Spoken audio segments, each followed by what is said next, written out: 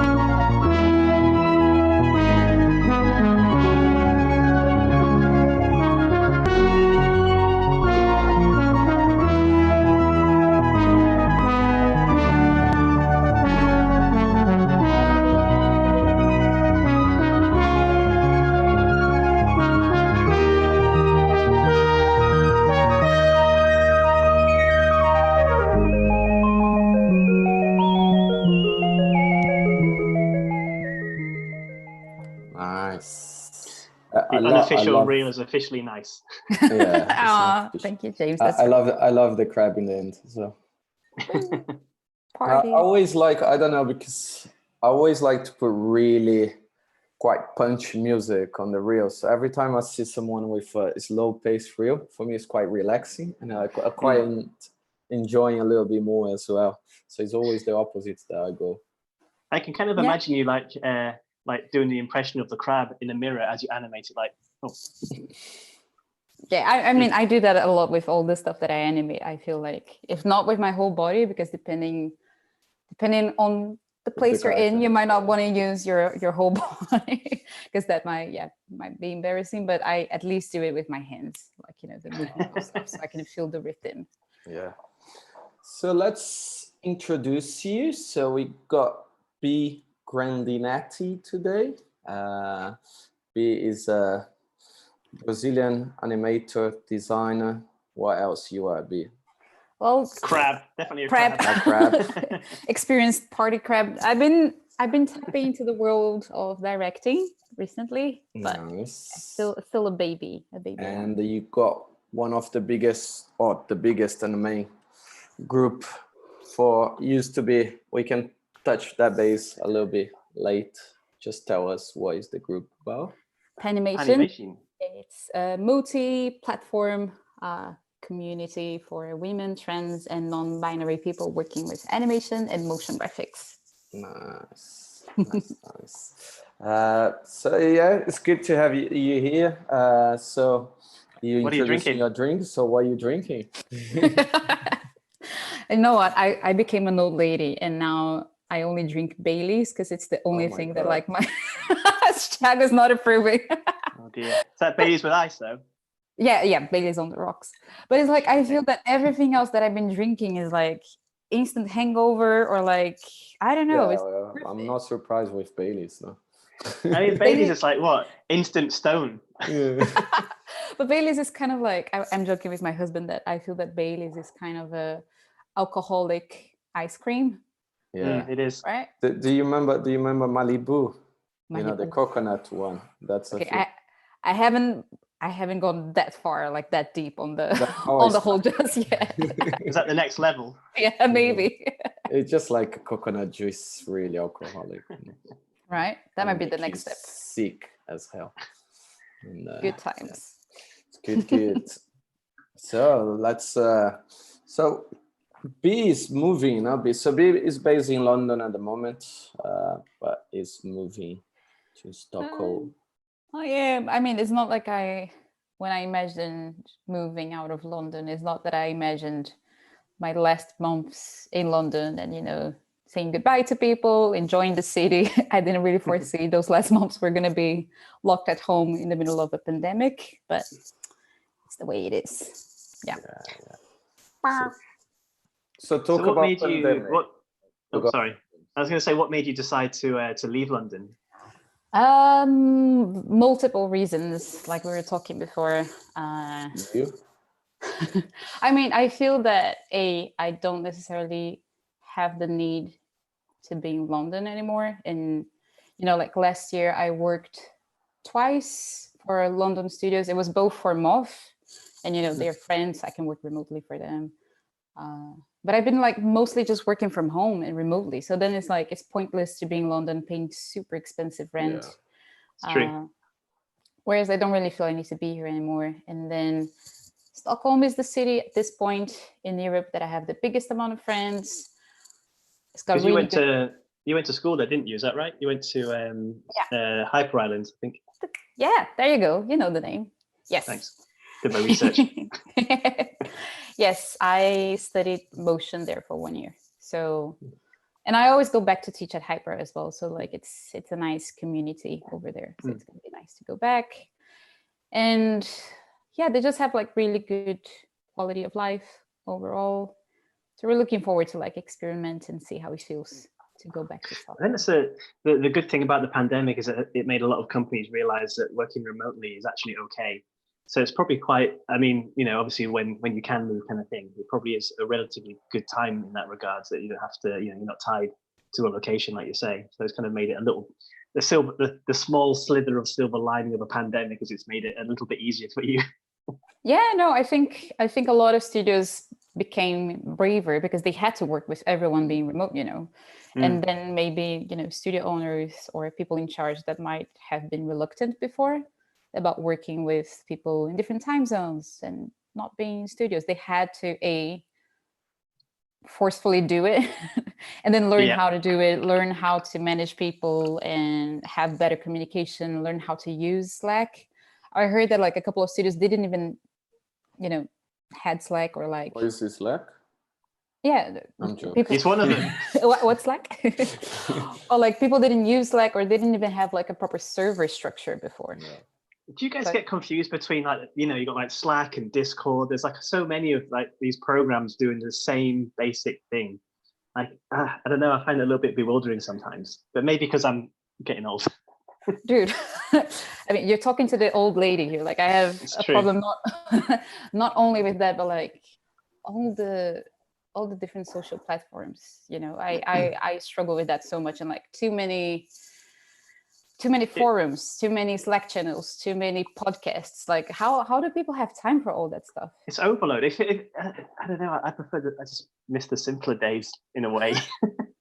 But it feels like when there's a new forum or a new piece of software that everyone's using it feels like you're learning a new piece of software each time. And I don't know if that's just me, but I mean, do you use Slack, Jargo, and like Discord for people? We started using Slack. I think beginning of last year. We've been using a lot with the lockdown. Especially with the studio in London and São Paulo, helps quite a lot. But like not many people use in Brazil as well, so makes you need to force the freelancers to use. I think that the oldest Discord we never really use, but I think it just make hard. It's like it's so many platform and none does everything, So that you jump on Zoom, there you need to go to Slack and talk to people, and there you need to go feedback people, and then we have Monday to for if that job's done or not. You spend the whole day just going between the apps and the, to talk to people. It's just horrible. I Too think. many apps, too many social media channels. Should have one that collects everything, and that's it. And sells all of our information to. Yeah, I think it's called Facebook, isn't it? Isn't it? I thought that was the name. Yeah. Well, but Facebook, we don't really use to work much. Well, thankfully. Yeah. What were you going to ask before I rudely cut you off, Jack? No, she's talking about the pandemic, and I just want to see from her side, like especially moving to another country, how did you feel you got affected? Did you feel like, just as James said, like in the beginning, for not putting the pandemic as a good thing, but we had like a lot of studios start using freelance, remotely. Did you had anything good coming out of that? Did you get quiet moments on work-wise? I mean, I feel that overall, my experience, the experience some people have been having, is that a lot of, for example, live action stuff turned into animation. So if anything, I personally got a lot of more requests, actually, and it's been quite hectic. But I also know that, like, for example, a lot of studios, maybe they got a lot of requests and a lot of pitches, and I always mispronounce that, pitches. Anyway, you got what I mean. Unpaid work. Yes, unpaid work. They got a lot of those, but they didn't necessarily translate into new work. There was like a lot of people, it's just speculation. Yeah, speculation and promises, but less things coming true. But I was actually I was in a very lucky, privileged position that I had to refuse work because it was a lot coming in, but it was actually tricky to navigate, because you're like, oh, it's really good for me now, but you never know, tomorrow if it's gonna come down.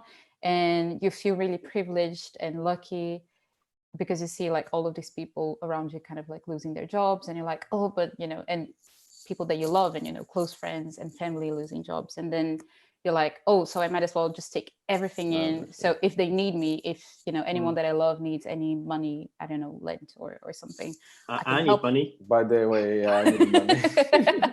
You love me? Well, like you get in that mode of like, okay, I might as well just work my ass off so I can protect the people that I love eventually, or like, who knows, today is okay, but who knows if tomorrow animation is gonna come it's down. like preparing, you hope you prepare for the worst but hope for the best kind of thing, where you build up like a little nest egg just in case it doesn't work out in like a year's time. Maybe the industry falls flat, I don't know, hopefully not, touch wood. I think we're the future of the industry now. Yeah, but then I guess like you activate that sort of like lizard brain of like, no, work because you don't know what's going to happen tomorrow, blah blah blah. And then I really, really, really overworked myself in June. It was a bit too much. So then I'm taking like a bit of a step back and taking things a bit more easy during July, and then hopefully next month I can go back. Yeah, having that balance is crucial. I mean, I think sometimes it's quite difficult when you're working from home to have that, to try and go, oh look, I need to step away from the computer at this certain time and keep it a certain number of hours, because the temptation is, especially if you're working for clients in different time zones, like, I'll just do this a little bit now and what have you. And then I mean, so me and my husband, we've both been working from home for a lot of years now.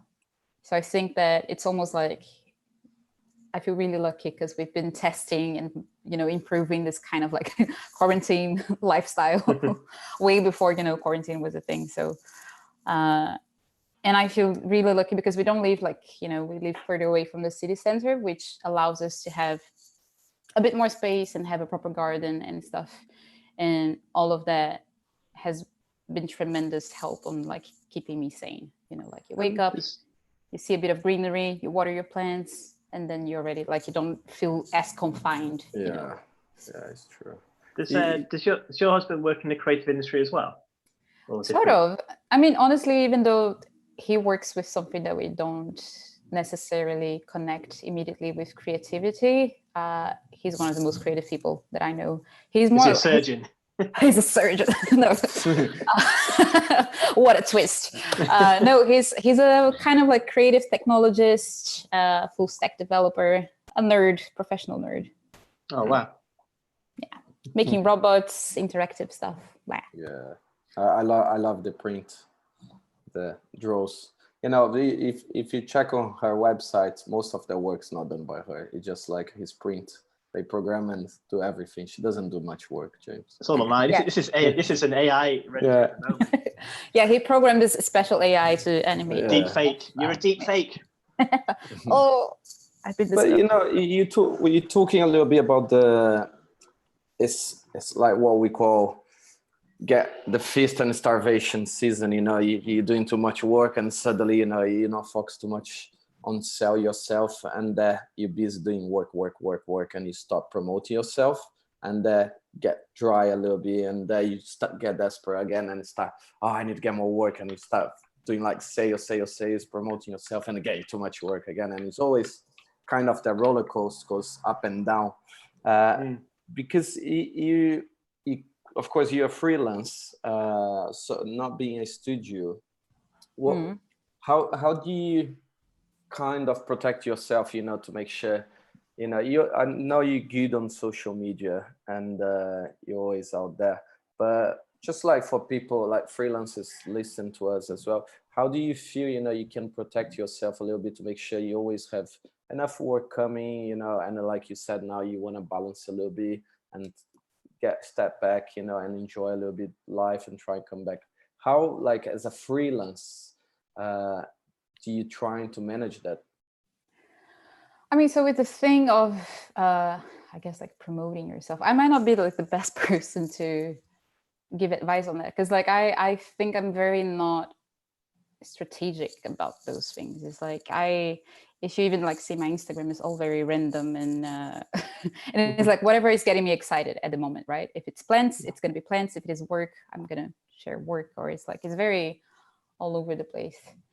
But I do feel that like, especially being in a position now, for example, that I'm getting to direct a couple of projects, a lot of the times the people eventually that you hire, it's just because they are the top people in your head, you know.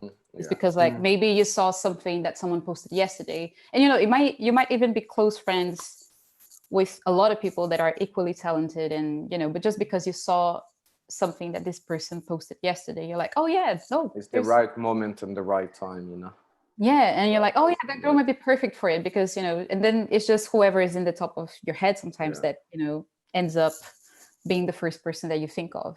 I think there is this human level to it, you know. It's whoever is on the surface of your brain, because sometimes you don't have the time to really like dig, like who are all the really good character animators that I know. Blah, blah, blah, you know? You don't have the time sometimes, no. It's that's why I think it tends to be quite circle, you know. You always use the same people, you know, because it's people you already tested. It's a safe pair of hands, isn't it, as well? It's also half the job. Like it's not just artistic talent, it's also making sure that you know they're going to hit that deadline. Yeah. So sometimes it's better to hire a safe pair of hands rather than take a risk on something that you know could look amazing, but you know, you've only got a week to do it.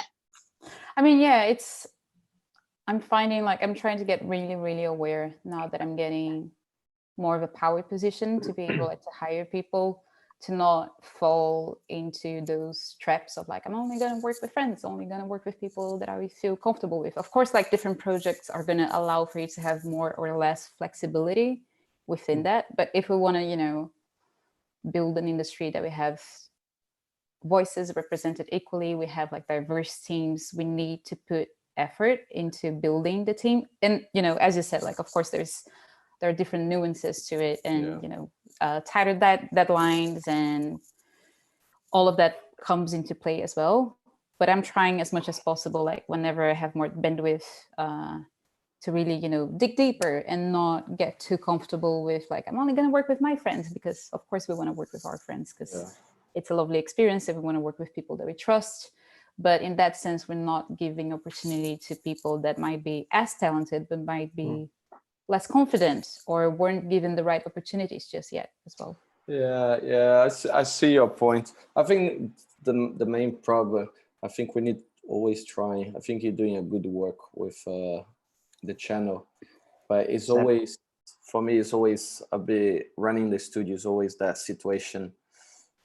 You get you get screwed up so many times, trying different people, then you start getting scared as well. Like James said, oh, you got a short deadline, you need to make sure you're gonna deliver it, and that's, I think, is finding that balance is the hard thing, when you can also setting aside the resources to find new talent as well is very difficult. Yeah, I think. And even if someone's very good, like, on the forefront of your mind on Instagram or whatever, working with somebody might be a completely different tale. Like, you just never know. You just don't know.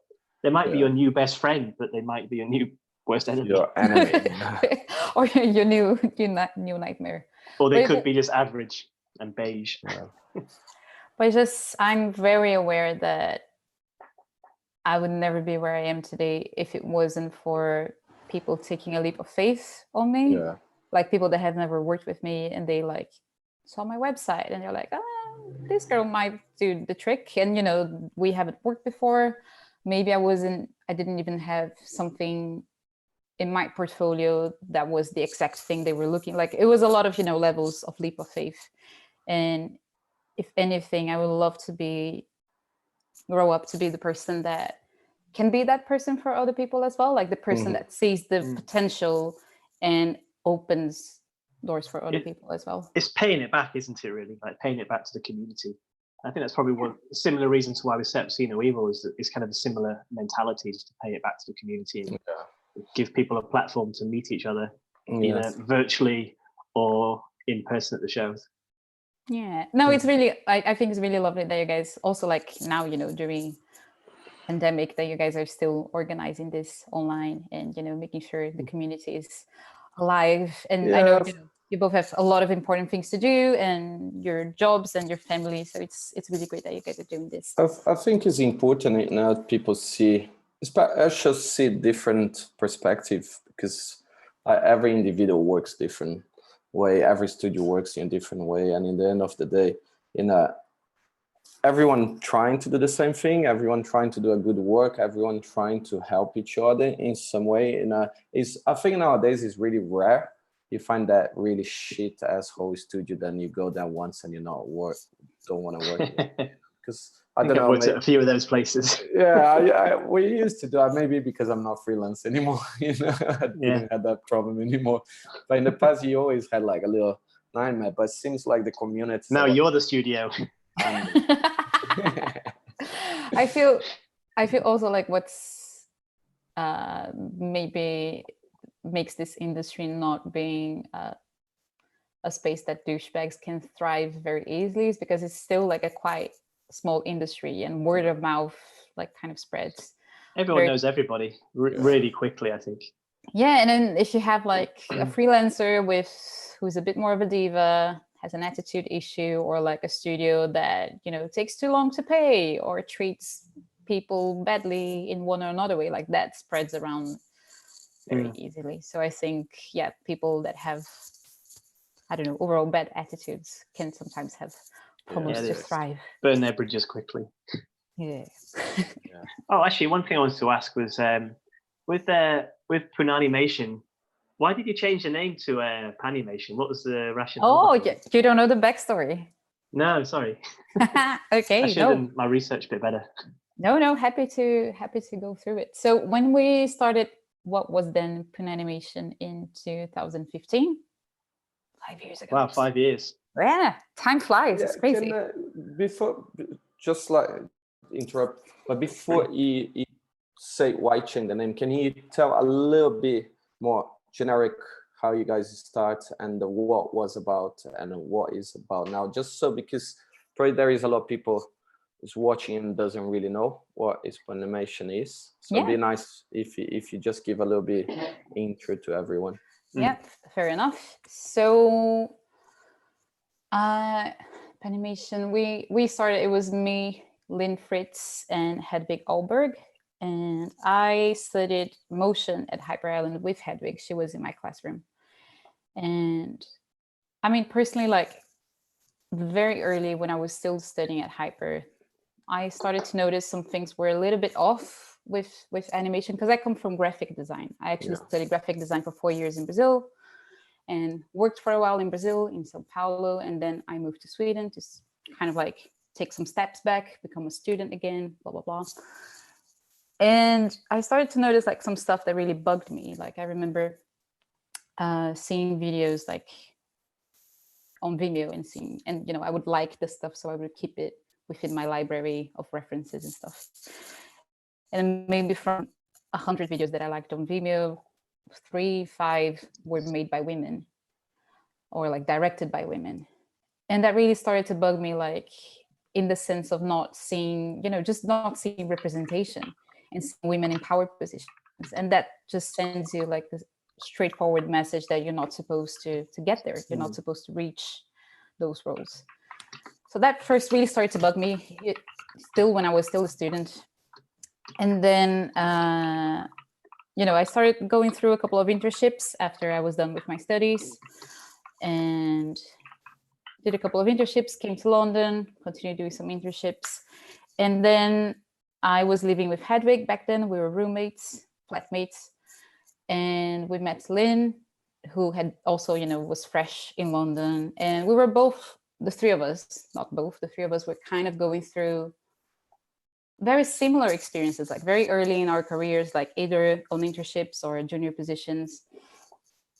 And sort of like facing the same stuff, like all the studios or most of the studios that we would step in, most of the times we would be the only girls. And whenever we found another woman, most of the time she would be a producer. And, you know, like nothing wrong with wanting to be a producer, because bless producers, they are angels and lifesavers and absolutely needed as part of the teams. But also finding that a lot of producers, they kind of were pushed into the role of producers. You know, they started as creatives, but when they started working, they were like slowly kind of like leaning more towards production because of several reasons. You know, it's kind of like how we are raised as women as well. Like I think it has a lot of the traditional female traits that we're praised to grow up being, you know, like make things nice and fluffy around people. And how can I help you? Oh, what can I do for you? Can I organize your life? Blah, blah, blah. Whereas like the traditional traits of how we're used to perceiving directors, it's the opposite from what any woman or most women are raised to be. It's like sometimes a director, you know, is having, you know, stand your ground and having, you know, sometimes being a little bit more stubborn and even a bit more difficult. And, oh, he's a bit difficult. Oh, no, but it's okay. He's a genius. It doesn't matter that he's difficult. Whereas like for a woman, a bit difficult, there's no such thing of like, oh, she's a genius. No, she's just like bossy and she's a bitch, you know. And I think there's a lot of, yeah, it's very troublesome that, you know, a lot of the qualities that we usually praise in a directing position, they're also sometimes very associated with like traditional ways that boys were raised to be as well. And anyway, we're going like through all of those things, and in the, you know, male dominated studios that we would step in, kind of going through day-to-day like routine, small behaviors here and there that, you know, would make us feel unwelcomed.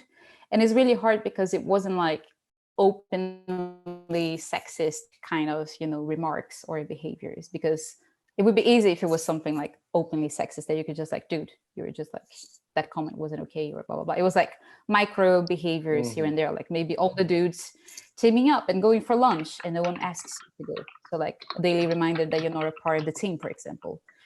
And that, you know, that's just one example. But anyway, while we were going through all of those things, and, you know, as friends do, we sat down for beers to talk about life, complain about work, blah, blah, blah.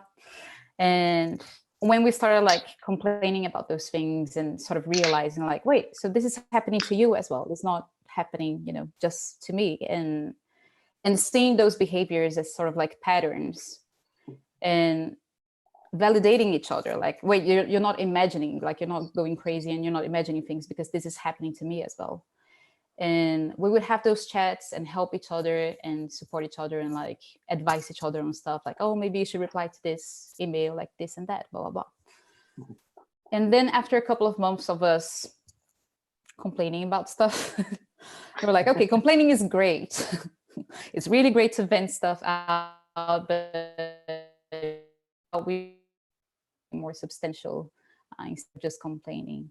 Because what we have, the three of us, like with this space that is like a super safe space that we can talk about what we're experiencing, where we can validate each other, where we can exchange information and advices and stuff. This is so valuable.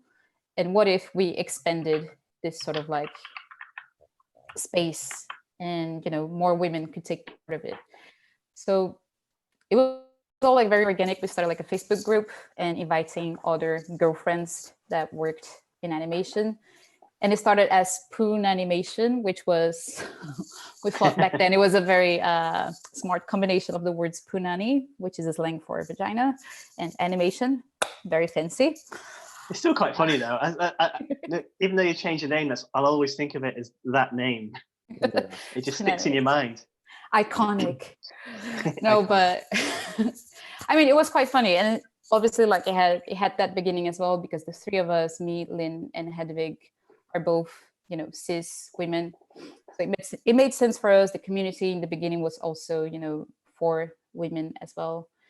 But then as it began to grow, we thought it was such a nice space. It was such a nice, you know, party and community, and so much like valuable resources and advices were being shared. And we're like, well, and also, you know, in the past 5 years, I think all of us hopefully grew a lot as humans, and understanding minorities, understanding a lot of issues deeper, and, you know, understanding that gender is a spectrum, and spectrum of many things, you know, of gender, of sexuality as well.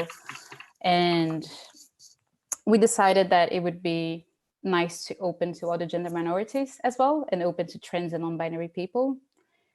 And then with that change of us opening up, we at some point decided like, okay, like one thing is to open the group for trans and non-binary people, but the other thing is make it 100% welcoming to trans and non-binary people as much as it would be to women, you know? Because one thing is like, okay, you're welcome to join. The other thing is like, this group is equally made for you as much as it is for women. And, you know, not all women necessarily have vaginas, you know, trans women might, that might not be the case. So therefore, like associating the name so directly with genitals was not the right solution anymore. So we decided to change from Punanimation to Panimation, which is, pan is the prefix for all, which by the end of the day is what we're striving for, making the industry more diverse and welcoming to everyone. I gotta commend you guys for actually doing something about it as well, rather than just moaning, because there's so many people, and I'm sure Thiago can think of a specific person, but anyway, who just moan and moan and moan and just like keyboard warrior everything and then do nothing about it. So it's just great that you guys actually did something about it and tried to make a difference, you know. And I think it has a cascading effect within the industry as well, just to make it more apparent and more diverse.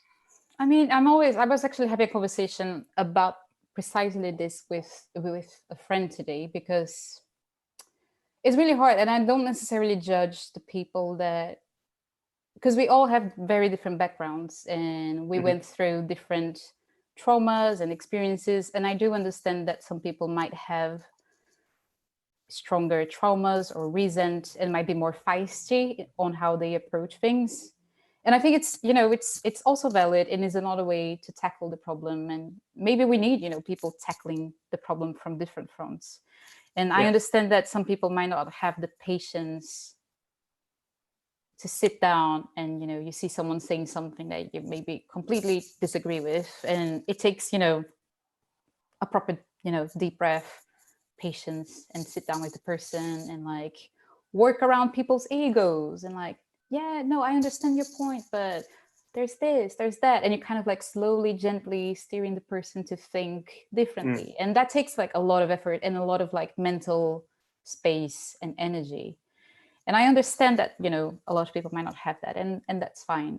But I personally, like, I've been finding throughout the years that that's why, like, I'm not a big subscriber to the whole like call out culture and like exposing people in public and you do this, blah, blah, blah. Because I think that I don't think it's that helpful, in my own opinion. yeah, and it's like we're complex, you know, we're really, really complex people. And it's not because someone said something that was really bad that immediately puts that person in like horrible human kind of basket, you know. We're really complex. And I like to believe that everyone, I have this belief that everyone is, you know, deep down, everyone is good. They might just not have all the pieces of the puzzle and might not have seen things the same way that you're seeing. And I've been finding that I actually managed, you know, to have a part on changing people's perspective on things by having that more gentle, patient, you know, but what about this? Yeah. Instead of like, you know, calling out like, oh, you're sexist or you're blah, blah, blah. Because that's, if anything, I find that sometimes alienates people more and repels people more from the conversation rather than like building points together. Everyone, if you get called something blunt like that, then you're very likely just to be completely reactionary, as opposed to trying, like what, you know, when you were saying earlier about trying to slowly change people's perspective in a rational way. You know, it's not as instantly irrational reaction. It's like, okay, maybe I will think about it because that's the interesting perspective. And also like, because we get defensive, right? Because like we don't want to. It's natural. We like to think of ourselves as like generally good people, and the moment that someone comes to us and says like, oh, what you said was racist, we're immediately like, but I'm not racist, or you know, we played this tape of like, no, but I have black friends, or you know, whatever lame excuse. Instead of just like instead of just listening to what this person is saying, like that person's not even saying that you're racist necessarily, saying that whatever statement you just made was racist. So like we just go, and I think it's a natural like human response that we take those things so personally and already like, oh no, but you're saying that I'm a bad person, you know? Whereas like, I think we need to really, you know, instead of just jumping on this defensive mode, it's like, shut the fuck up, take it in. Okay, was I racist? And then understanding it, and, you know, remove your ego out of the question. If you're a good person, you're a good person. You know you're a good person. But just taking what this other person is saying, like what I said was listen, racist. I think listen is a big thing, and I think most of us, you know, like it's a normal reaction, like you're saying, you know, get on the defensive side. Instead of trying to listen and understand, you just go straight on the defensive mode and just, you know, try and defend it. You're not being accused of anything, but instead you try and reflect what was said. You just, what you said, I'm racist, you know, and you're creating that thing. And I think it takes time, you know, for people, especially older you get, worse it is, you know. Well, you're more set in your ways. Yeah, it's you grow up calling that is a normal thing, you know, and suddenly that never be normal. The other factor is everyone's background is different. So what somebody grew up with and what was acceptable in that area at that time was different to someone else's background and what's acceptable. But I don't know. I feel like I'm quite fast now. No? I feel like I'm an equal opportunity. I think also like, and I'm discussing that a lot with my friends as well. I think that a lot of the stuff that is happening now with like the far right movements, you know, gaining so much strength as well, and you know, things people like Bolsonaro or Trump. Yeah, I was going to say about Bolsonaro earlier when you were talking about, oh, I can see a bit of good in everybody. I was like, oh, really? How about? I mean, probably, you know, I don't know if you look really deep down, but I feel like our generation has done a horrible job at having that work of like, you know, being patient, sitting down with our parents and, you know, explaining like, hey, you know, I know it's hard to keep up because things are changing a lot faster than they used to change in your time, and exponentially, and interwebs, you know, and conversations are happening at another speed.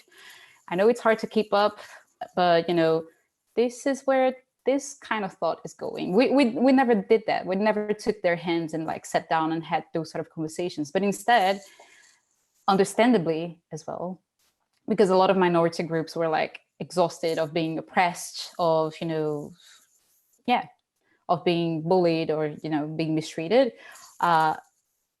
they start pointing fingers and, like, oh, this is not going to happen anymore. And, I'm not going to tolerate this sort of abuse, understandably.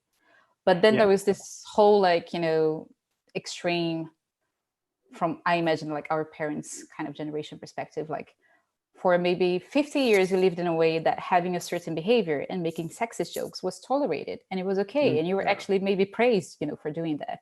And then suddenly in a time span of, 5-7 years or something, you might lose your job that you've been working for, 35-40 years. You might lose your job because you made one sexist comment, and suddenly that's not tolerated anymore.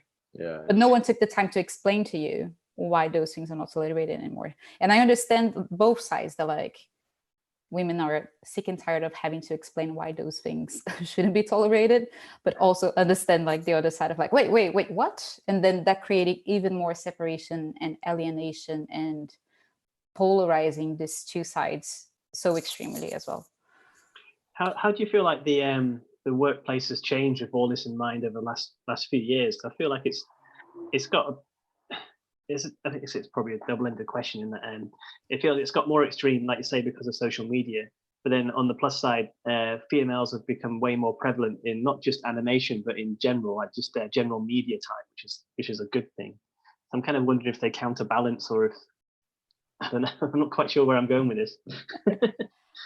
I don't know about the studios, because actually, like, I've been working so much from home.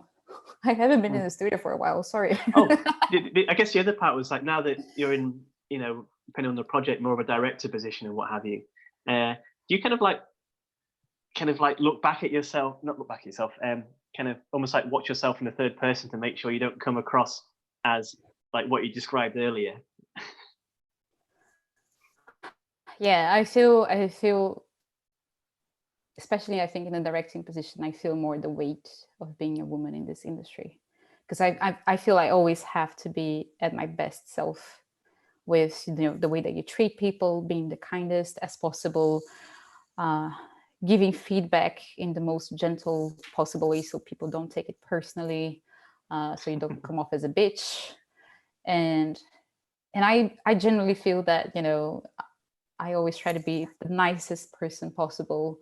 Whereas like maybe dudes in the same position, they're like giving zero fucks, but then they're forgiven because they're dudes, and they're geniuses. And it's like, oh no, but he's so good and he's such a genius. So like, he's a stable genius too. Yeah, who cares that he's he mistreats people, or he doesn't talk to anyone, or he's like such a mess, because he's a genius.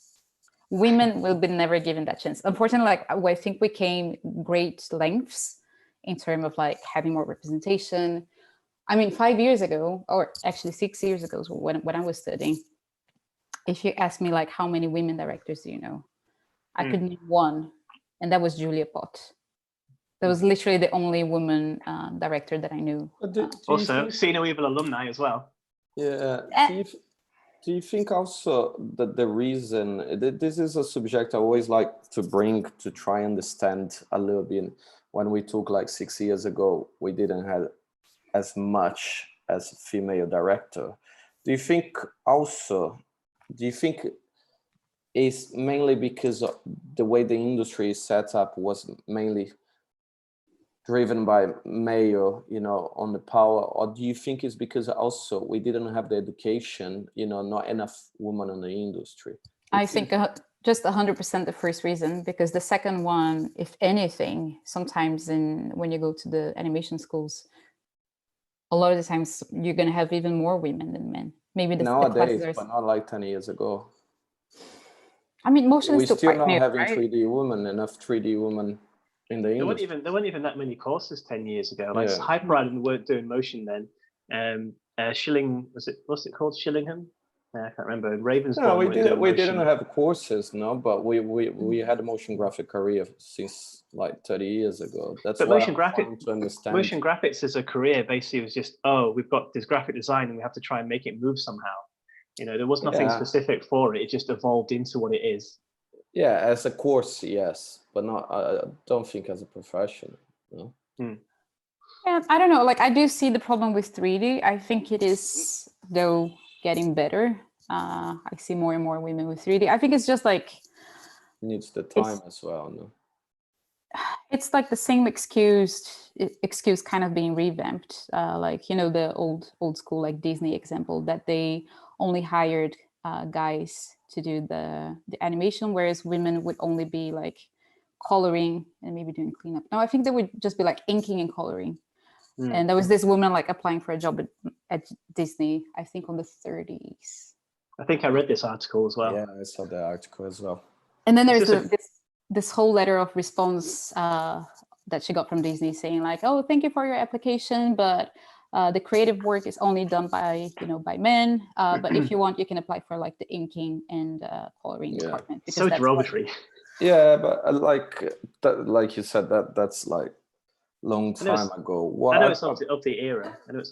Yeah, but what I'm trying to understand is like, how can we, you know, what we need to do, you know, moving forward, to get more women in the industry. So you think there is enough women in the industry?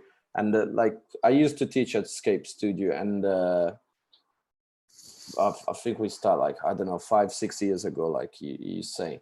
Beginning was mainly like 12 or 20 people on the class, was like 2 women and the rest was men. And through the years, the class, like in the 4-5 years, changed completely when we had like 4 guys, and not like the amount, but like 12 girls and 8 guys. So shift quite a lot, because I think we had a lot more interest in the women in the industry, and I think they feel more confident as well. So that's representation, isn't it? It's representation. So that's why. What do you think we need to do to help develop that? Do you think we need to go, because for my understanding as well, especially being like a father of a girl, I wanna, you know, I want to teach her, and she can be whatever she wants, you know. But I think that needs to come from inside your house as well. And I think the old generation didn't do that, you know, because we have that mentality where man is dominant and everything. So it's a bit of a hangover from how things are running like the 50s in a way. Yeah, so how we can attract more women to, you know, sing? I think, of course, representation is a big thing, but do we need to do like in school? Do we need to bring that subject in the school? Because there's no point when we get into university trying to bring more women if they don't think they can have that career, no? Yeah, I mean, I think it's multiple things, and that's why it's not an easy solution, because if it was one thing, it would be easier. But just like building up on the point with Disney, like with, you know, which I think really connects with, which is now one of the excuses for why we don't have enough women doing 3D. Because I think it's just the same excuse kind of being revamped. So like back then, women were not like technical enough to do animation, but they could only do like inking and coloring. And I see the same thing now, like, women are not technical enough for 3D, or they don't have the technical mindset. Like, I hate this word of like, what does that even mean? You know, like technical is just one aspect of seeing animation. Like After Effects can be very technical. Yeah. Frame by frame can be incredibly technical as well. Is one aspect, but people like to like put a heavy weight into that as if like that's the big blocker or something. But like animation is too so simplistic, isn't it? Yeah, it's like, it's about rhythm, it's about movement, and it's about so many other things and sensibilities rather than just being technical. Yeah, I think our career, you got the technical side and the artistic one. You can follow the whatever you want, you know. Well, why not both? You know, I don't know. Like, there's why both? Yeah. So many paths, and I feel, for example, like one thing that could be really discouraging, for example, just one example that I think really could be, as a general thing, something that pushes women away from 3D is like, I got really, really extremely frustrated when Love, Death and Robots, Love, Sex, Robots, Law. Oh yeah, the Netflix animation series of shorts. Oh my God. Robot Chicken, the Love, the Sex, Robots. I hated that. Robot Chicken. Okay. I honestly hated that so much, because the moment that, you know, I saw the premise and the trailer, I was like, oh, that's exciting, because I love sci-fi stuff. I really do. And I was like, oh, that's exciting. And it reminded me of do you guys remember back in the days when Animatrix was out? Yeah, I was going to say, there's a lot of parallels with Animatrix, I thought. because I loved Animatrix. I loved it so much, and I felt like a lot of the concepts were super smart. I mean, I was a kid as well when I watched it. Maybe it's not that good if I watch it today. No, it is. It is. Especially the one with done by Studio 4 Degree C is still stunning. I mean, good animation is timeless. So, anyway, sorry. I need to watch it again and like get a refresher, because maybe it's like super sexist as well. I don't know.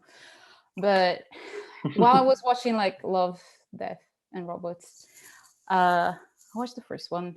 I watched the second one, and like a lot of stuff starts to rub me the wrong way, like the way that women are portrayed, and like the stereotypes and the narrative, sort of like how everything, apart from a couple of like specific ones that went a bit further away, but like most of them look so similar and like have a similar story, similar everything. And I don't know if you guys watched that video called Born Sexy Yesterday.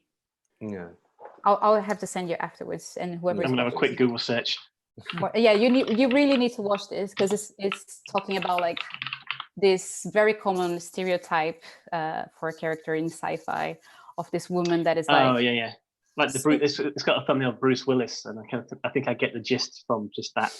Yeah, Lilu, from the Fifth Element. The Fifth Element, yeah. right. Like this woman that is like super powerful and like, but then it's like kind of naive and sexy, and it's talking about like this whole trope. And I think like once you see this video, it's one of those videos that you cannot unsee, and then you start seeing this on everything. And Love, Death, and Robots had so much of that trope of like this woman that is so powerful, but yet like, oh, so sexy, and is there to be an object for men to please men. I kind of had similar thoughts when I watched it, to be honest. I thought they looked like it looks like a lot of people with neck beards trying to design graphics for a computer graphics card packaging. It's just, I don't know, just like, oh, sexy, shiny lady. And it's just very wafer thin, in terms of story. I mean, even like that one with, I think it was directed by Alberto Mielgo. I don't know how to pronounce his name. Which, he's super talented, great artist in terms of visuals. And it was very visually mind-blowing. But then it had this like half running with her tits off, with no absolute purpose for her to be, really that naked. I understand, like, if you see his work, he has an appreciation for the female figure, and I can understand that. But that summed up with all of the other shorts that were all had the same way of seeing women. And I was like, no, there has to be one, there has to be a couple of different ones. And then I finished watching it. And the first thought that I had when I finished watching it was like, I'm 100% sure that these were all directed by men. Yeah. And then like I went to IMDb and, proved myself right. And then I just got really mad. I was like, shit, Netflix had this one chance of creating this amazing anthology. And, sci-fi, what a fun team. Why not, get a diverse set of people, like a diverse set of directors, and have like a more plural sort of voice. And okay, I mean, it's such an open brief as well. Like, it's such an open brief. So it's because of that, just makes it quite a very large missed opportunity, like you were saying. Yeah, and it's like, it's all, women being portrayed in a certain way, all very gory, and then action, blah, blah, blah. And then I was like, this sucks. And then imagine if this is like one big example of like, oh, this is what you can do with 3D. And then like a share of the, of the audience, the dudes are going to be like, oh, this is amazing. Yeah. And then the girls are going to be like, oh, well, this is not really what I want to do. So maybe 3D is not for me. I mean, one example, right? Yeah, but one very approachable, mainstream, popular example that most of us got access to. But it all interlinks, doesn't it? And I think, a lot of the kind of the stuff on show in Love, Death, and Robots is also prevalent in a lot of like the CGI forums as well, as in like, oh, look at this render I've done. There's a lot of like shiny naked female figure type stuff. I think it all interlinks. Yeah, exactly. I mean, I'm so tired of like the typical 3D it's all about like technical and all about like the textures and the lighting, blah blah blah, and you see a lot of that in like opening titles, for example. But then it's like completely soulless to me. Like I watch those things and I'm like, okay, this is pretty, but it gives me nothing. It's the exact opposite of what we do as creatives. Like when people ask you, oh, what software do you use? As if the software makes a difference, really. It doesn't. It's all about the idea. But this is the exact opposite of that. It's not the idea, it's just the software. Yeah. Yeah, it's talk about title. Like me and James, we always try, to get more women to the show. We've been researched quite a lot. I was quite surprised, to be honest.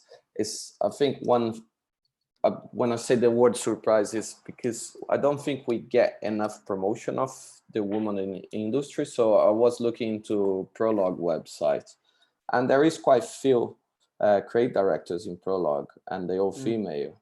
And we just don't hear from that. Talk to me. I can give you like a full list of names if you want.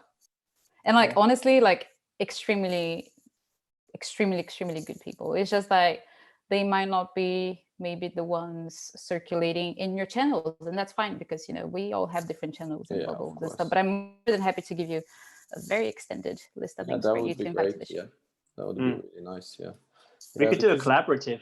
That'd be quite interesting. Yeah, that could be good. We'll figure that out later. Because I think for me, running the studio, I had this conversation with you before, but running the studio, when we get caught in that rushing day trying to find new people, and it's what we said before.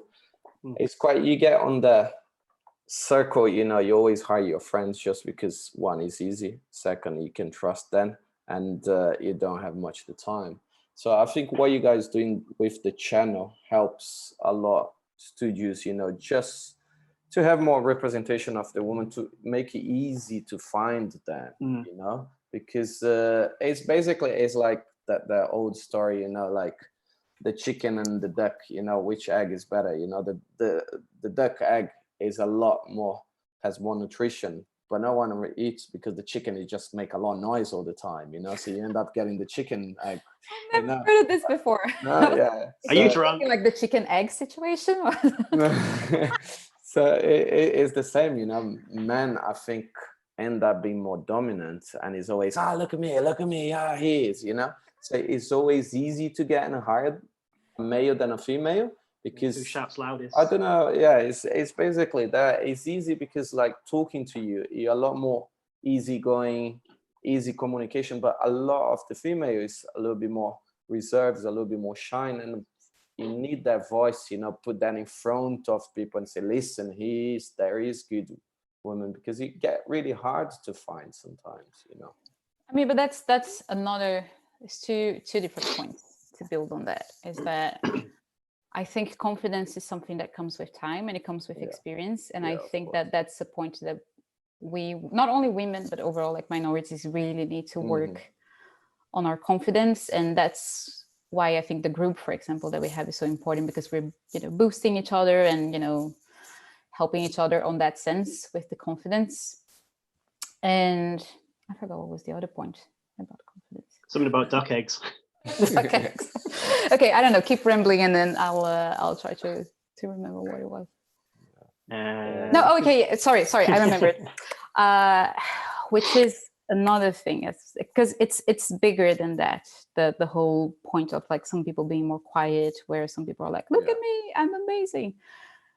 I think that I can come off as like, oh, I'm easy to talk to and having more confidence. And I think in a way, like my Brazilian background, if anyway, is a privilege in that sense, because Brazilians are like, They're very out there, aren't they? Yeah, we are very loud and, not really scared of taking up space. So if anything, like the fact that I'm Brazilian is a big privilege for me in this industry. But I think we really need to be mindful and gentle and aware of the fact that this industry has a lot of introverts. Mm-hmm. That's the nature of the industry, isn't it? Like being behind a screen, it's like, oh, introvert friendly in a way. Yeah, the nerds. And they could be like, they could be evenly talented people and amazing leaders, just like might be a different leadership model than what we're used to, But the fact, like the culture that we are inserted and how we believe and how we, tend to see people and think that they're capable is whenever people have like a strong blast of display of confidence, like I can do this and blah, blah, blah. And whoever speaks the loudest is the person that should be leading and blah, blah, blah. And I think it's like trying to deconstruct and make feasible like other leadership ways, there's not only this like super confident person that is comfortable with taking up space. Can we build other possibilities of leaderships that are based on, maybe being kind and actually listening instead of talking all the time? Like a person who is a really good listener and can kind of tend to the whole team and their needs and frustrations, that might be an excellent leader as well. Why is it just this one extrovert sort of personality that gets all the cookies, It is a hard thing. It is really complicated. I think is a subject. Even I think one thing. Do you think with the pandemic, not the pandemic, but with all this lockdown, with studios need to work with more people remotely, is helping the situation as well? Because to be honest, it's like we did a job. We finished a job like a few weeks ago for Cartoon Network, and all our animators, we had like 4 girls work. Was only girls work. Probably I was the only male. My producer is a female. The studio changed so much through the year, but because with the remote work, you end up not really connecting the same way. So it doesn't really matter if the person is shy. The worker end up speaking louder than the person, because when you on the real environment there, if it's a dominant male, maybe a girl comes to a studio and feels like oppressed. Oppressed. Yeah, that's the word. But with the remote work, the work is talking a lot louder than, and on the studio. You're working in your comfortable space as well, and behind the screen, so you feel I think protects a little bit more. I think not only from the freelancer perspective, but also like from the people that are hiring, because before what might cross people's minds is like, oh, I want to hire this dude because like, this project is going to be a whole month and he's a really fun dude. We can go out for beers afterwards and blah, blah, blah. There's this whole like dude mode bonding and stuff. Whereas like, okay, you're not going to be able to hang out with this person anyway. So you might as well just hire someone that is really talented and can do the job and is easy and nice to work with, but not your bro, and that might open up a lot of doors from, whoever is hiring as well. Yeah. Is that kind of a bro thing, kind of a common thing? Because I mean, obviously my experience is my own experience, but whenever I've worked on a team of people, everyone's always gone out together, no matter male or female or what. But obviously my experience can be a lot different and a lot more sheltered to other people's experiences. I mean, I've experienced that going to like a big studio here in London, and I was working actually as an art director. And when I started working there, all the other people in the team at that point were guys, and they were bros. They were a tight group and stuff.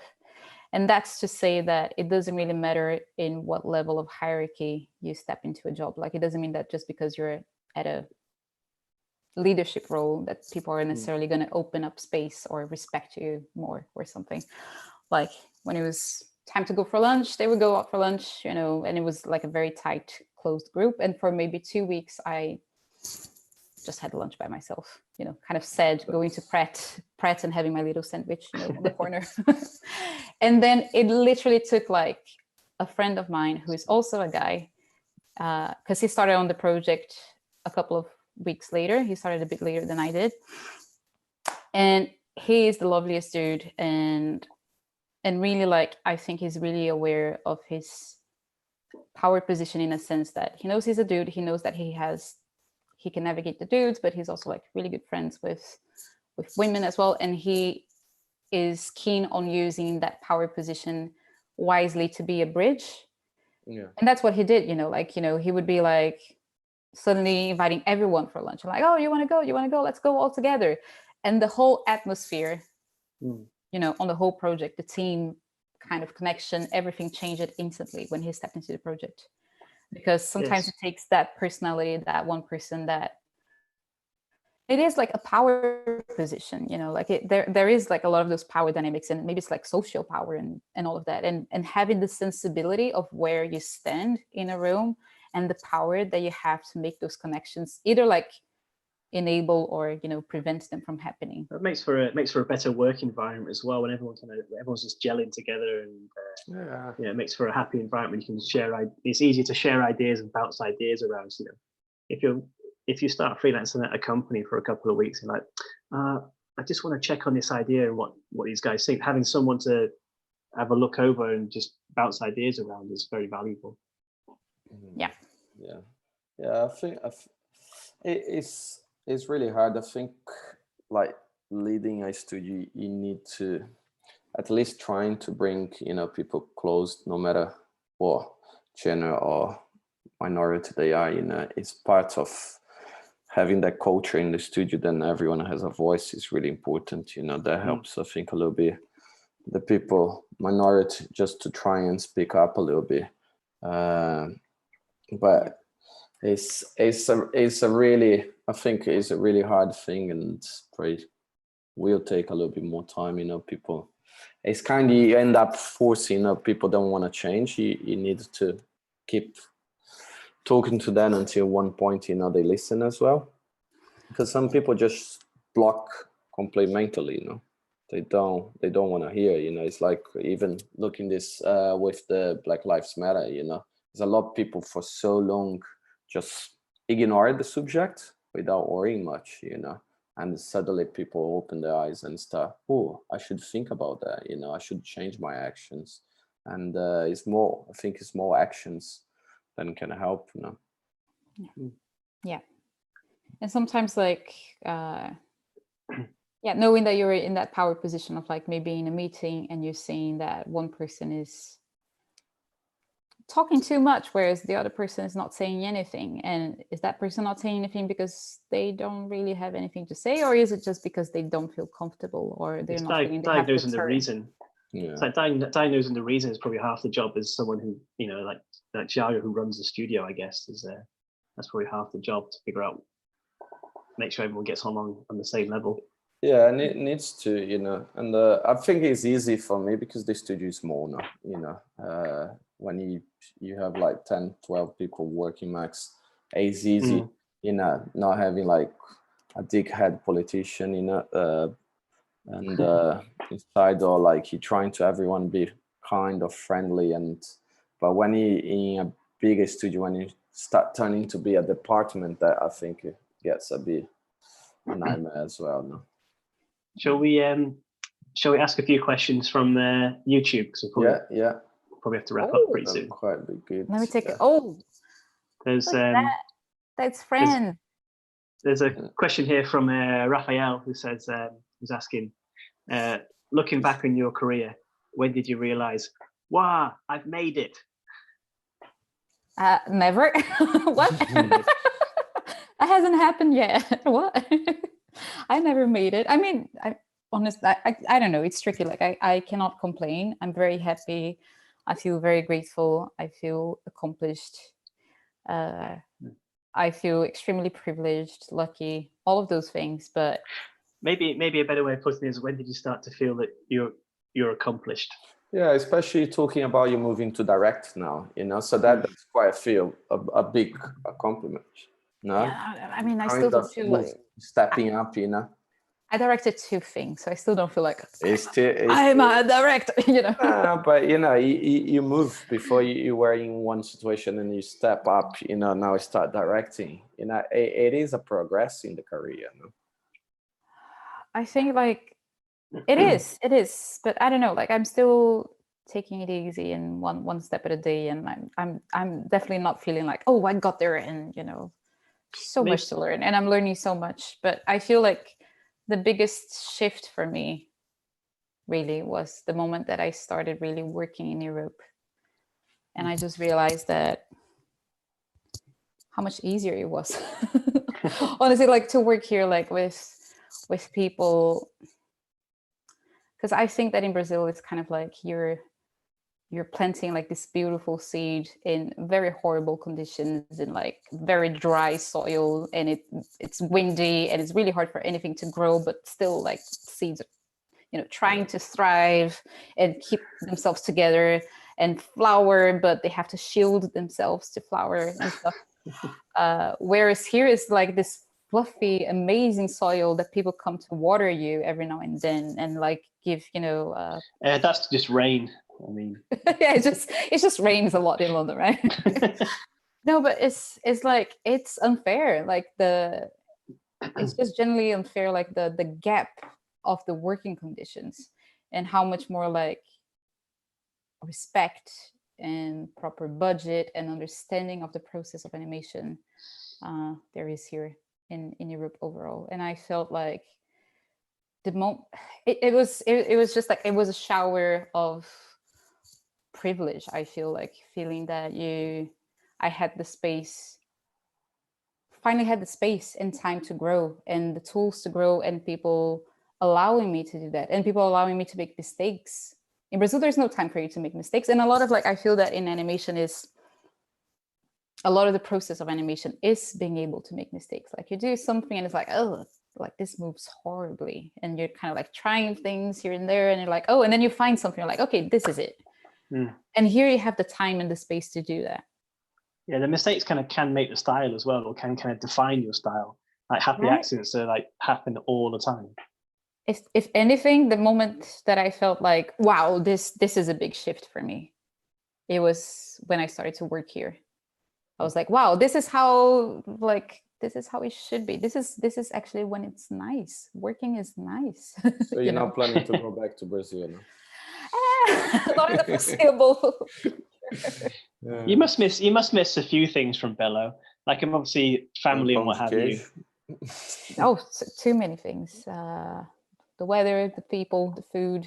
Also Brazilian population like in Stockholm, because I didn't see no radicios when I was over there. There's a couple. There's obviously a Facebook group for Brazilians in Stockholm. Naturally. Yeah, we make groups. That's our like. There's a joke even that Brazilians come out of the uterus already making a WhatsApp group. I've got another question. It's a question normally we ask as well. Megan asked on the YouTube, where you see you in the future. Let's talk where you see yourself in 5 years' time. Where Bee is gonna be. In the farm, growing veggies, maybe doing a bit of animation. I don't know. No. You can animate veggies. I can what? Animate the veggies. Animate veggies, yes. That I heard you were going to grow weed, but Yeah.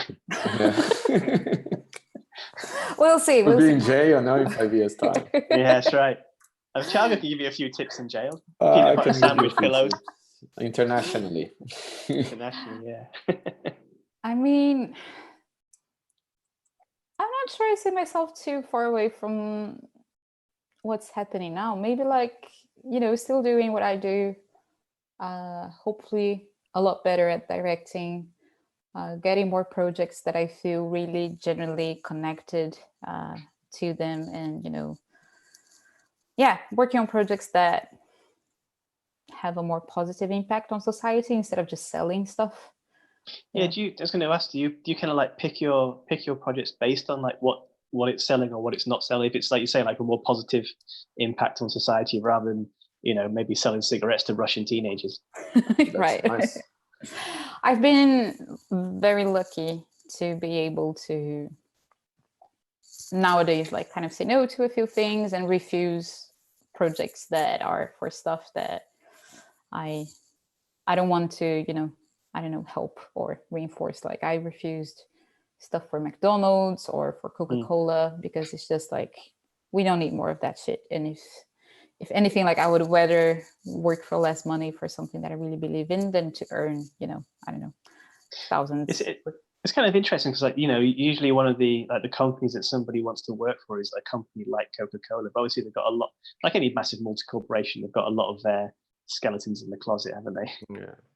I mean, but I'm so aware that this is like a very privileged position to be in, because if I was in Brazil, still maybe, I would be like, I would never be able to refuse maybe a job for Coca-Cola because like, oh, this is really good money and I need to pay my bills. So, you know, my values are going to come in second place because I have to pay my bills. But here I'm actually able to access that and choose the projects that I want to get involved with. Yeah, it's overall just a lot of privilege to be in that position as well. Sarah asked a question. I'm just gonna put it in a little bit different way. She said, what advice would you give to yourself if you could? But I wanna bring that just a little bit more deep. What we're talking about, like the females and minority, you know, what advice you could, I'm gonna make as a 2 question. What advice you could give to who joined the career and on, you know, is shy or is a minority and is a bit scared of the industry? And also, what is advice you could give to like people on the leadership, you know, to make that a little bit better for that other side? Okay, can you do a recap on the second question later? Because I'm gonna forget it afterwards, but I can answer the first. Answer the first one. We'll take it in stages. Yeah. Take it, one step at a time. I think, and that's the sort of advice that I give to students as well. Whenever I see a student that is sort of in a similar position. This career. Yeah, just game over, man. Game over. Just give up. You know, wow, it's time. No.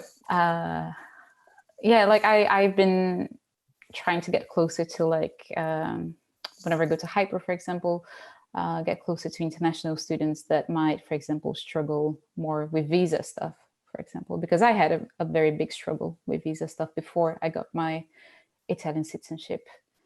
And, you know, also living in London, having my own particular kind of immigrant, non-native speaker sort of experience as well. What I sort of advise them is like, you know, the earlier you understand that you're going to have to be 5-10 times better, you know, to get the same opportunities, you know, the earlier you understand that, the better for you, because that can help prevent a lot of frustration. And you're going to have to grow like a thicker skin in that sense, because you're going to have to handle like paperwork and bureaucracy and people making fun of your accent, even though they might not speak a second language to begin with. You're going to have to... That's the British. That's the British. But you're going to have to swallow a lot of that shit. And people... And it's also natural, like people are not aware of their privilege unless it's taken away from them, or unless they're put in a scenario where they don't have that privilege. So it's, you know, it's natural that people don't see that. But I just try to tell them, you know, and I think, you know, especially, you know, for women as well, or other minorities trying to become directors, they're going to see a lot of obstacles that white men don't necessarily face. And it's not necessarily fair. And you're going to have to fight a bit harder. You're going to have to impress more all the time. You're going to have to be way more perfect. You're not, all your flaws are going to be way less, how do you say that? I'm really bad in English today. I'm so sorry. Your flaws are not going to be forgiven in that sense. So you're going to have to be your best possible self most of the times. So I guess putting on a facade, even if you don't want to, you have to go out there and just fake the funk sometimes. And you know, you got to be ready for it, because I don't want to lie to people and say like, oh no, it's all fair and equal. You know, if you're saying that, you're setting them up for frustration, and that's not the case, unfortunately. But we're trying to change it and make it so it's not that way. But until then, it's a 50-year process to make it equal. Yeah. Unfortunately. Yeah. And the second question is, if you could give advice, you know, like for people is got the power in the studio, you know, like for leaderships, you know, for people that don't notice, you know, they not helping or not doing right, you know, what advice you could give just so people wanna help more, but they don't know how, you know. Of course, researching is a big thing, but it's just because we're online, you know, if you could give one advice, then help, you know, just so people can thinking about. I think it's like be aware of your power and always try to think of, you know, ways to use it to help all the people that might need that intervention during a meeting. And like, oh, but B, what do you think? I've been seeing you quiet over there. What do you think? And developing that sensibility of and turning on your radar of like the relationships within your studio, being more attentive. It's like being aware of your power and owning your power to create those changes. It's like, okay, I have the power to hire freelancers. How do I want to, like, be mindful of that process? Like, how do we want to, how is our system, you know, to hiring freelancers? How do we do this? Like, question the processes that you have inside of your studio. Like, is this, you know, is this setting us up for always hiring the same kind of people? Or is it opening for us to be more diverse? Yeah. And questioning like all the processes that you're doing, like questioning how are you putting yourselves out there? You know, like whenever you have a new job position, are you posting about it?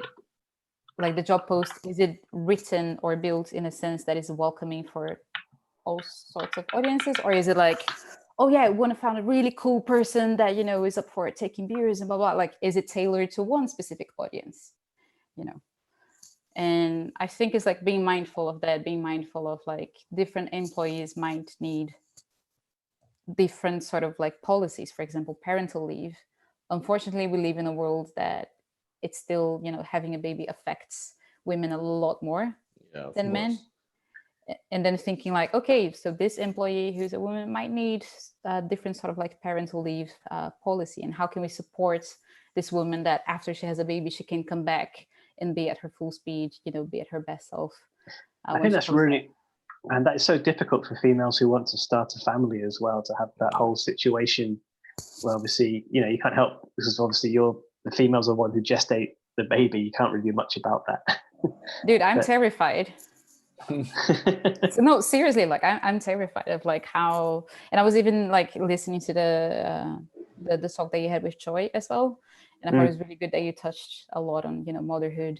Well, I think it's important because I think everyone in kind of our age group has either gone through or going to go through potentially a similar thing. And I think it's interesting to see how different families cope with the same situation whilst trying to balance a career. And also because we're in such a fast moving industry, to try and stay within people's mind after the baby's been born and maybe when you want to get back into work. I think it's incredibly difficult. Yeah.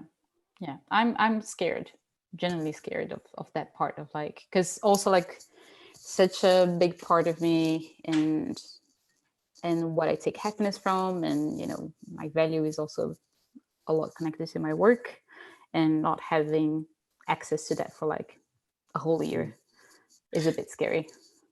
But I think the good thing, I think you mentioned it when you were offline, was because you're moving to Sweden, you can have the balance between both taking maternity leave and however which way you juggle it.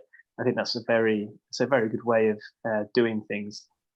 Yeah, and like I would love to see, you know, more of that talk in animation events. You know, how do we tackle like motherhood, and not only motherhood, but like, you know, raising kids and, you know, coming to that stage in your life that you're starting a family, but then career. How do you tackle those things?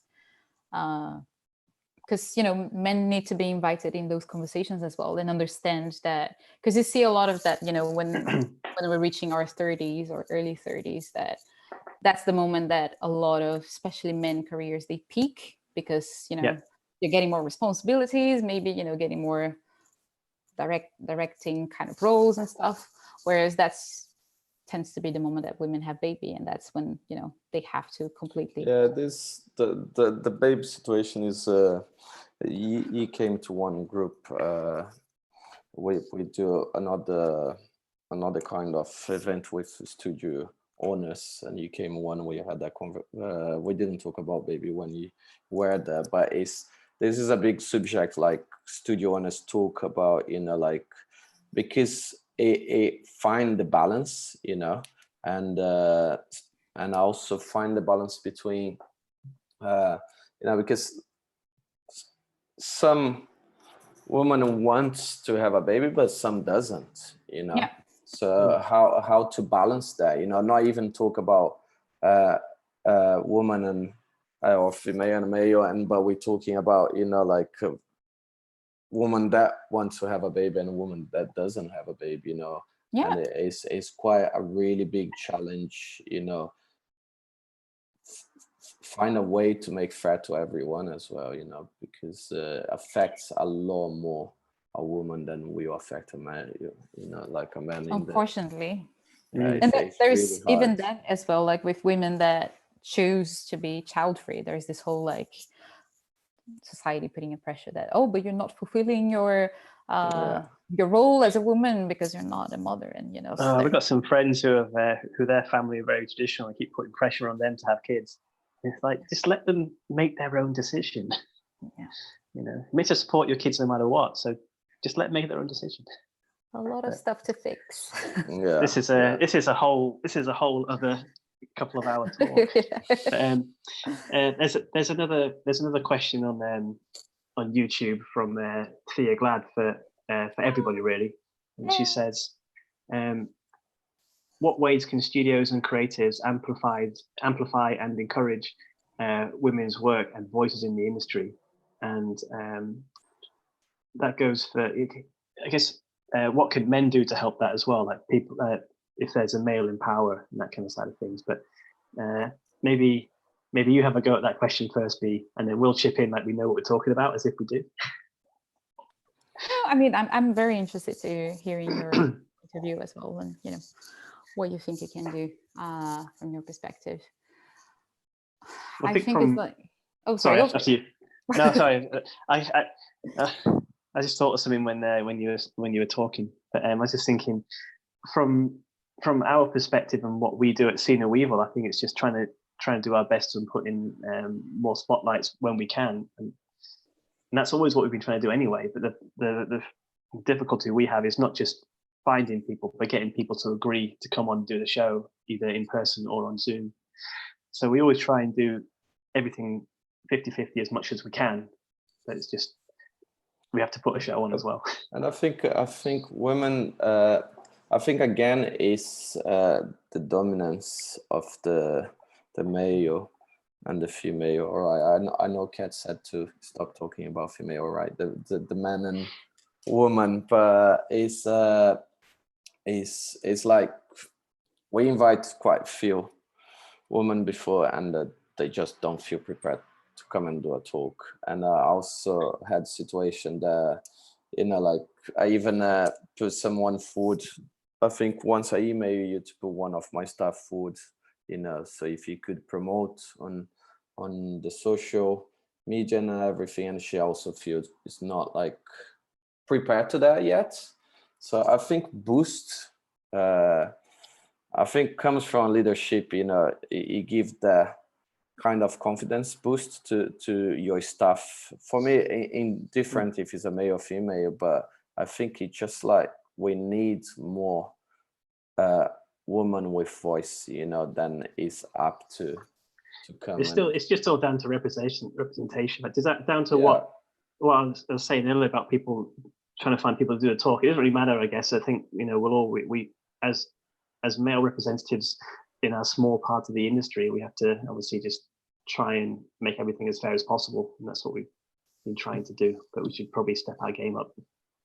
I mean, honestly, like I feel you that not everyone has the profile of being outspoken, confident, extrovert, blah blah blah, and feeling comfortable in this sort of like live stream setup, put in the spot situation. But I'm confident that I have like a very thick list that I can send to you guys of women that are very confident. So I'm thinking we can tackle that. I can help. I think the other part of it is also just stuff we can do is also sharing more stuff on social media between owners of companies and events that's more female or 50-50 orientated. I keep saying female. It shouldn't be just female. It's like with Panimation, where it's people of like minorities or non-binary and all that. It's just Oh, Oops. Sorry. classic London. They just arrived. Sorry, Is I that need a to time leave, limit? guys. What have you No, been planting, Thiago? but it is a great subject. I think there is a lot behind the curtains that happen as well, and not a lot of people know. And as Tia is asking, like we run this event called Do No Evil. Is only for business owner. You came once. We have about, I think, 18 studios in London. And it is white male dominant. We have probably, I think, 3 females. Women. Women. Sorry, but that's my non-native language. But is we have 3 women on the group of 18 studio, and it is all white male. A man, sorry. So, but it's a subject a lot of the business owner talk about, how to bring more women to the studios. And the reason I bring the 3D subject is because it is a big problem in the industry for bigger studios.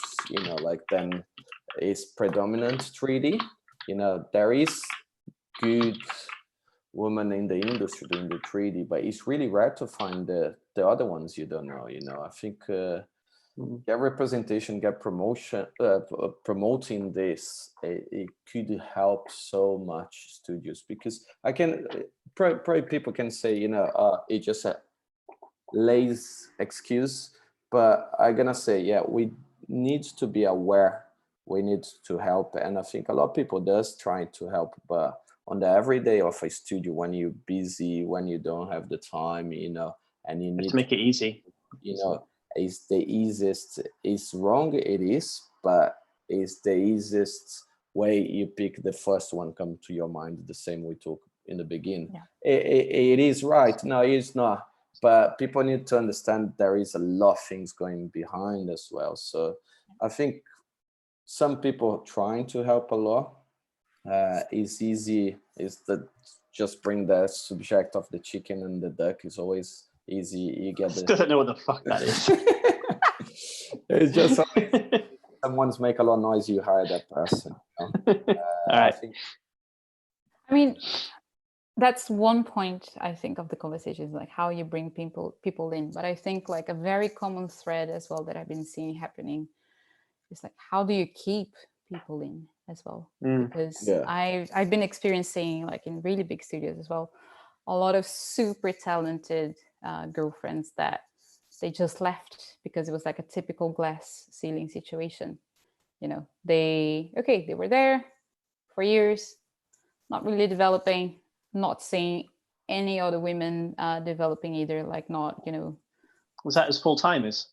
Yeah, being full-timers at big studios. And then, because it's funny when you see like a studio saying like, oh, but we're 50-50. Okay, but in which roles is, are the people in? Because it's easy to be 50-50, but then like all of your women or, other minorities, they're all in production or like junior positions. And then all of the power positions are occupied by white. Yeah, I think that's why I need change as well, because if you have more women in the power, you bring more women in, and it's fun. It's not funny, but it's like talking about studio wise, like I never noticed that, but I'm talking about probably like about 6-7 years ago, Cookie used to be male dominant. When I say male dominant, is 100% male. All right, we had one female once like comes and work with us, but I never wasn't something I noticed. We weren't doing on purpose. It just your radar wasn't on as well, maybe for this, and like, oh, it's a bunch of dudes. Maybe it wasn't your concern back then. It's never been on that time, and we change. We being pray. We have 2 guys. I'm one of them. We have a lot more women than male, and change like even the system inside the studio, like just how you bring the conversation. Because if you are a studio run by a male, if you got 6, 10, 15 guys, you just talk is it just close, is basically close, and the subject is that, and the conversation in the room changed so much. And even like, because the way we do, everyone is involved on brainstorms, when we're in the studio, and even that is, the perspective is completely different, and I think just add value, in general, Absolutely. And I think that like that's the problem with not having diverse teams. It's like, I think this kind of like toxic behaviors, they're not exclusive to men, like it's not men that are douchebags when they when they get together and become like, oh, do this and stuff. Like women can develop a lot of very toxic sort of behaviors when it's just women as well. Like so I think it's not like unique to men. I think it's just a problem of not having diverse workplaces overall. But yeah, like this matter of like retaining talent, I think it is as big as like, how do we invite talent in, but also how do we keep it? How do we keep people understanding and feeling that they have the same opportunities to grow, they have where to grow to, and they're giving as many chances as we're giving to the men as well. All right, so we need to retain talent, more female figureheads. I think will help. I think it's like it's a self-fulfilling prophecy. If you have more female figureheads, then you'll probably retain more talent, because there'll be more equality, and like, oh, I want to be like her, or I want to be like him, or what have you. So I think it kind of self-fulfills, and then with that you'll get more of the same opportunities. Like even if you want to start a family, there'll be the opportunity to go back. I think it's just there. So it feels like it probably starts with figureheads and then education, and then everything else works itself out, hopefully. Yeah. I mean, I guess it's too many different factors, and as long as we have people fighting on different fronts and being alert of different things, hopefully we're walking to fixing it in the long run. Let's hope. But I think people change. I don't know. I'm quite old on the industry. I've been working for 21 years in the industry, and I can't. So, and you still dinosaur. So I'm not even old, So I don't know. It's sometimes I think, you may not see a lot of things happening, but I can tell you I saw a lot of changes in the 21 years, especially. I have to say that even over the course of the last 5 years since I think the last animation's going, I think it has made an impact so far. Like, definitely within our industry, for sure. Or things are changing. I think things are changing, and things are changing a lot faster than it used to. Yeah, for sure. So I don't know. It's not hoping. I think things are changing. So I think if we keep trying, even if it's small, just like small things, if everyone does one small thing, in the end, it's that whole collective of these small things turns to be a big thing. It's a sum of parts, isn't it? So you keep doing your good work. Keep showing the good woman, also females to us. And take a coat when you move house to Stockholm. Take a coat as well. I will take all the coats, take piled up on top of each other.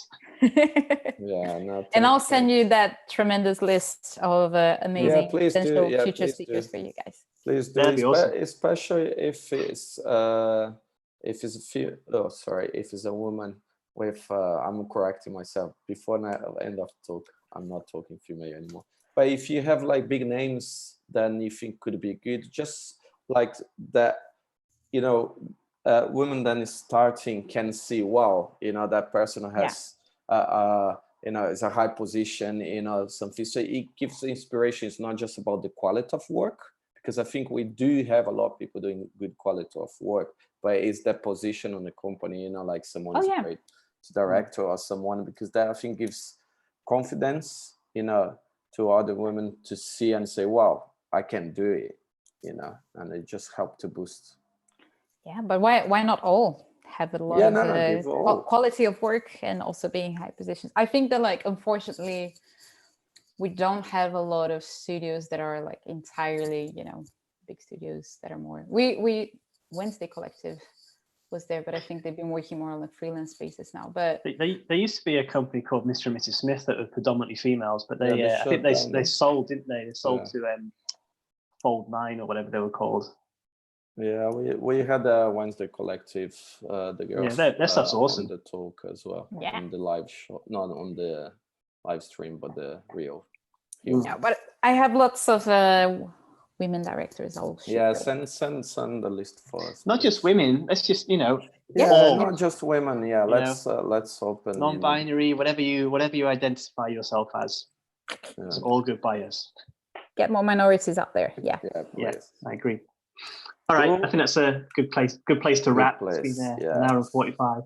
So thank you so much, Bee. I think it's a good inspiration to at least touch the surface of the problem. At least all the male out there probably see and then trying to listen to what you said as well. I think I hope open a little bit more.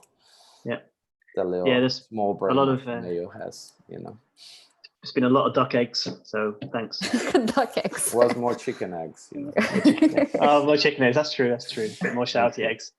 Okay. All right. Well, thanks for joining us. Join us again in 2 weeks' time. So we have Tendril Studio from Canada. Nice.